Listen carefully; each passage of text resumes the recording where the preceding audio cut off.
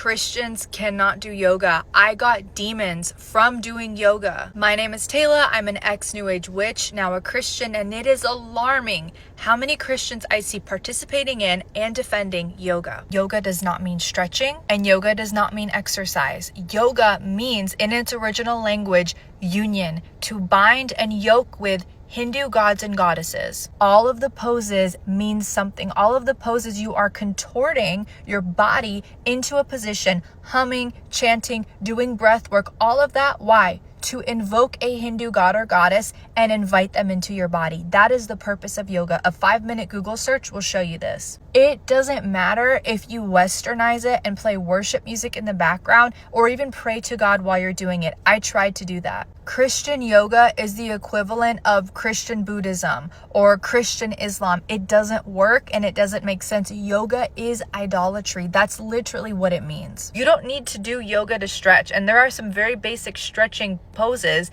that yoga doesn't own them. Yoga doesn't own the splits. Yoga doesn't own bending down and touching your toes. Real yoga poses are literally body contortions. You can't accidentally do them. The peace and the energy I felt in the room was so tangible when I would do yoga, but it was not the peace of God. It was like a counterfeit peace from another spirit, and I could literally feel it in the room, and I would try to pray to God, and it didn't do anything because I was literally involved in idolatry. And you notice when you start coming and speaking out about yoga, people start manifesting in the comments. They start threatening you. They start cursing you. Because that flip, those demons get all riled up because it's violent demonic spirits that are being exposed. Warrior 1, Warrior 2, these demons that you're invoking, Kali and Shiva, if you look up what these goddesses that are worshipped through yoga, they have like skulls and blood dripping out of their mouth. They're terrifying. They're standing on unalived bodies and wearing skull necklaces and dripping blood and fangs